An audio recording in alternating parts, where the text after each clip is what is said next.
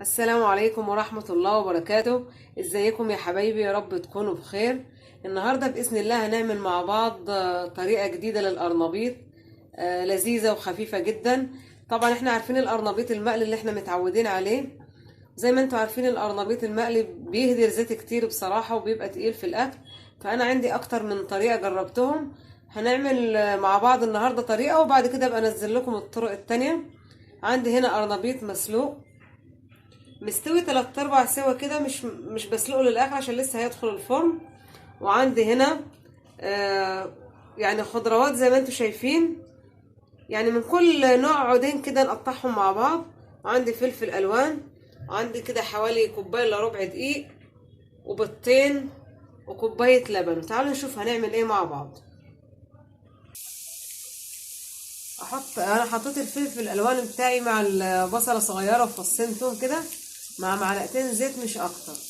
هنقلبهم تقليبه يعني من 3 ل 4 دقايق، مش كتير، لغايه ما احسهم دبلوا حاجه خفيفه كده واروح طافي عليهم. كده الخضار بتاعنا بيكون جاهز زي ما انتم شايفينه بالشكل ده، ما يستويش اكتر من كده. حطيت الخضار بتاعي على القرنبيط زي ما انتم شايفين، قطعت القرنبيط حتت صغيره، قلبتهم في بعض كويس خالص ورصيتهم في الصينيه زي ما احنا شايفين كده. بعد كده تعالوا نروح للخليط بتاعنا. ده الخليط بتاعنا، اللبن مع البيض مع الدقيق. حطيت طبعا اي بهارات عندك حطيها، حطيت ملح وفلفل وكمون وثوم باودر، لو عندك بابريكا برضه حطي.